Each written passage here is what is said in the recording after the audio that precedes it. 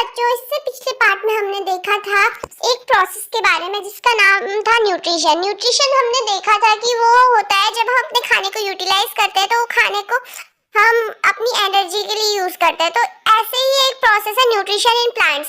जो प्लांट्स होते हैं वो ऑटोट्रॉपिक मोड ऑफ न्यूट्रिशन को यूज करते हैं, वो अपना खाना खुद ही बनाते हैं। तो वो जो प्रोसेस होती है उसे फोटोसिंथेसिस कहते हैं। और भी मोड ऑफ न्यूट्रिशन है जो प्लांट्स यूज करते हैं, जैसे ऑटोट्रॉपिक तो हमने पढ़ ही लिया जिसमें ऑर्गेनिज्म अपना खाना खुद बनाते हैं, और पैरासाइटिक मोड ऑफ न्यूट्रिशन जिसमें कोई पैरासाइट प्लांट होता है वो किसी और से अपना, किसी होस्ट से अपना खाना लेता है। एक होता है सेप्टोट्रॉपिक जो डेड एंड डिकेइंग मैटर से अपना खाना लेता है। तो इसी तरह से कई तरह के मोड ऑफ न्यूट्रिशन होते हैं।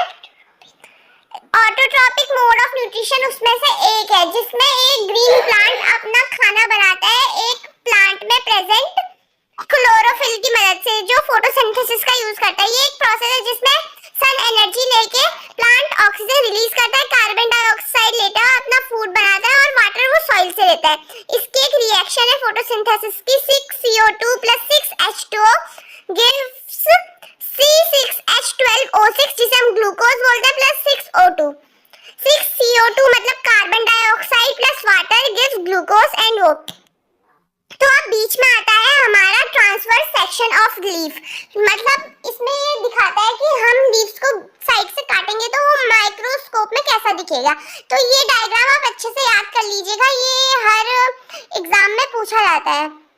तो इसमें एक मेन पार्ट है स्टोमेटा। स्टोमेटा का काम होता है गैसियस एक्सचेंज का, जो वो गैसियस एक्सचेंज करते हैं गार्ड सेल की हेल्प से।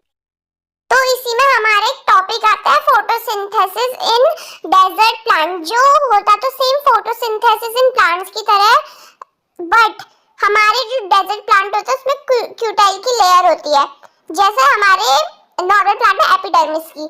तो इसी तरह हमारा ये पार्ट भी कंप्लीट हो रहा है। Together we can and we will. Thank you.